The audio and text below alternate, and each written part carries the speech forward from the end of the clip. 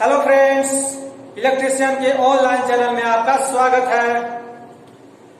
हाँ दोस्तों, हम बिजली का इस्तेमाल करते हैं, मतलब इलेक्ट्रिक करंट का इस्तेमाल करते हैं। लेकिन इलेक्ट्रिक करंट का इस्तेमाल हम कैसे करते हैं, क्या आपको पता है? नहीं ना? तो आज हम इसी पर बात करेंगे और आज का हमारा टॉपिक है इफेक्ट ऑफ इलेक्ट्रिक करंट। ठीक है फ्रेंड्स, इफेक्ट ऑफ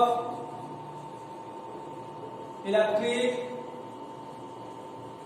करंट मतलब विद्युत धारा के प्रभाव।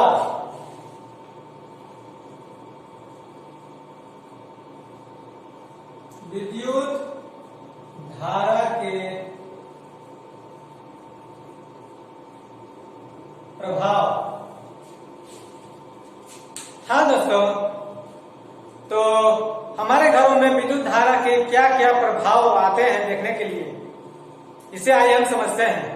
ठीक, आपने ये अक्सर देखा होगा कि हमारे घरों में जो बिजली आती है, जो इलेक्ट्रिक करंट आती है, वो तो एक चालक तार के माध्यम से आती है, लेकिन उसका उपयोग हम अलग अलग उपकरणों में लगा करके कर लेते हैं, उसका उपयोग कर लेते हैं। जैसे कि हमारे घर में जो बल्ब जला, वो बल्ब तो एक निर्जीव चीज है, लेकिन जैसे ही उसमें हम एक इलेक्ट्रिक तार को सप्लाई देते हैं, उसके बाद उसमें हम इलेक्ट्रिक करंट दे देते हैं, तो बल्ब हमारा प्रकाशमान हो जाता है, हमारे रूम को रोशनी से भर देता है।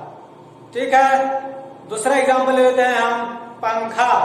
पंखा क्या है? एक निर्जीव चीज है, लेकिन जैसे ही उसमें लाइन सप्लाई दी जाती है, इलेक्ट्रिक करंट दी जाती है, पंखा भी चल उठता है, घूमने लगता है। यह क्या है? यह विद्युत धारा का प्रभाव ही तो है। तो ठीक है, आइए आज हम विद्युत धारा के अलग अलग प्रभावों के बारे में पढ़ेंगे और उसे समझेंगे। ठीक, तो विद्युत धारा का हमारा पहला प्रभाव है ऊष्मीय प्रभाव, मतलब विद्युत धारा का ऊष्मीय प्रभाव। ठीक है फ्रेंड्स,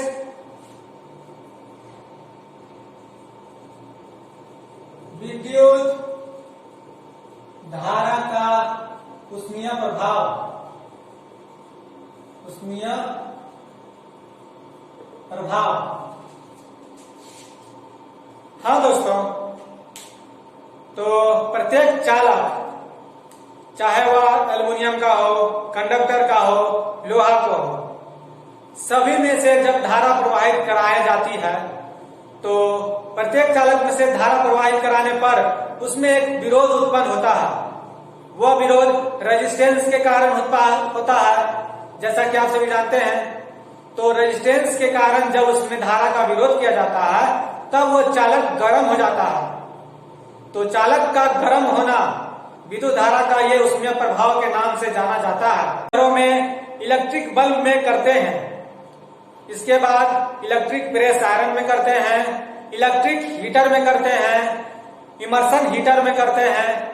अब इसमें इसका प्रभाव कैसे दिखता है, आइए समझते हैं। एक बल्ब में एक फिलामेंट लगा होता है, जो 100 वाट का बल्ब होता है, उसमें एक फिलामेंट लगा होता है। जैसे देखिए बल्ब है, इसमें ऐसे ऐसे फिलामेंट लगा होता है।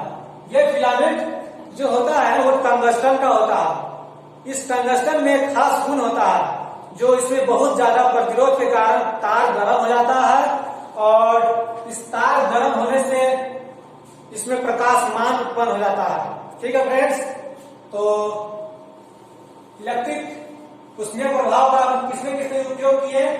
सबसे पहले हम बल्ब में उपयोग किए, इसके बाद इलेक्ट्रिक हीटर में,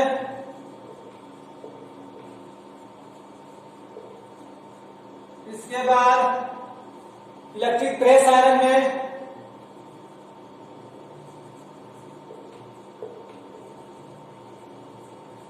प्रेस आयरन, इसके बाद इमर्सन हीटर में भी हम इसका प्रभाव देखते हैं। इमर्सन हीटर, ये था विद्युत धारा का ऊष्मीय प्रभाव। अब मेरा दूसरा पॉइंट है विद्युत धारा का चुंबकीय प्रभाव।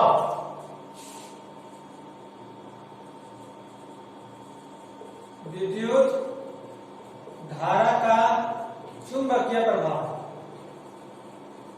चुंबकीय प्रभाव, इस प्रभाव में क्या होता है दोस्तों, जब एक चालक तार को एक कॉइल के रूप में लपेट कर और उसमें जब धारा प्रवाहित कराई जाती है, तब उस चालक तार के जब कॉइल लपेटे हुए है ना, उसमें आप देखेंगे कि आकर्षण विकर्षण का एक गुण पैदा हो जाता है।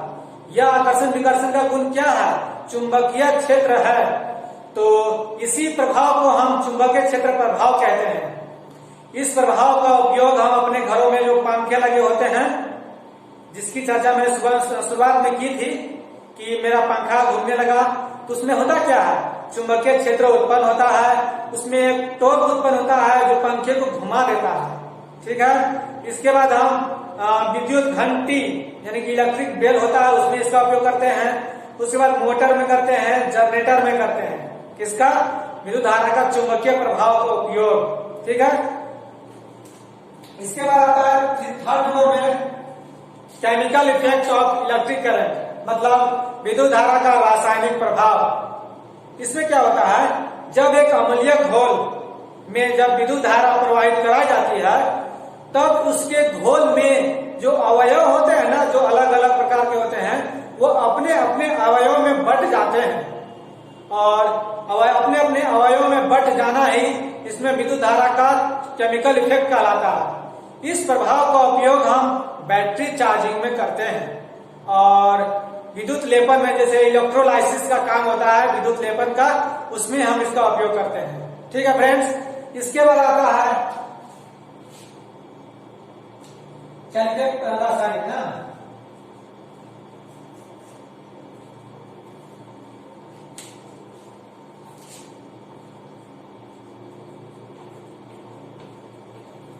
रासायनिक प्रभाव हो गया एक तो।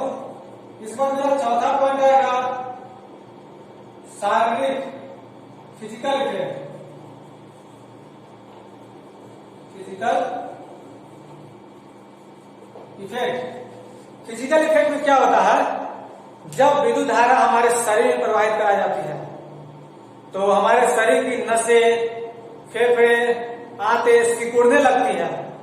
तो विद्युत धारा का यह प्रभाव फिजिकल इफेक्ट के नाम से जाना जाता है। इस प्रभाव का उपयोग मानसिक रोगों के इलाज के लिए किया जाता है फ्रेंड्स। ठीक है, इसके बाद मेरा पांचवा इफेक्ट होता है X-ray effect. X-ray effect, X-ray effect में क्या होता है फ्रेंड्स, जब एक विद्युत धारा को यानी कि हाई वोल्टेज की विद्युत धारा को एक वायु शून्य नली में प्रवाहित कराई जाती है, तब उसमें से एक विशेष प्रकार की किरण उत्पन्न होती है। वो किरण एक्स किरण होती है। तो विद्युत धारा का यह प्रभाव एक्स-रे इफेक्ट के नाम से जाना जाता है। तो इस प्रभाव का उपयोग जो हमारे शरीर की हड्डियों का छाया चित्र होता है ना, उसको लेने के लिए करते हैं। ठीक है फ्रेंड्स, तो आज हमने विद्युत धारा के अलग अलग प्रभावों के बारे में जाना। सबसे पहला हुआ विद्युत धारा का ऊष्मीय प्रभाव, जो कि मोस्ट इम्पोर्टेंट है, ये आपके एग्जाम में अवश्य पूछा जाता है। इसके बाद होता है विद्युत धारा का चुंबकीय प्रभाव। ठीक, ये भी मोस्ट इम्पोर्टेंट है। मतलब विद्युत धारा का जो दो प्रभाव है, चुंबकीय प्रभाव और ऊष्मीय प्रभाव, ये आपके एग्जाम में अवश्य पूछा जाता है फ्रेंड्स। ठीक है, इससे आप अच्छी तरह समझ गए।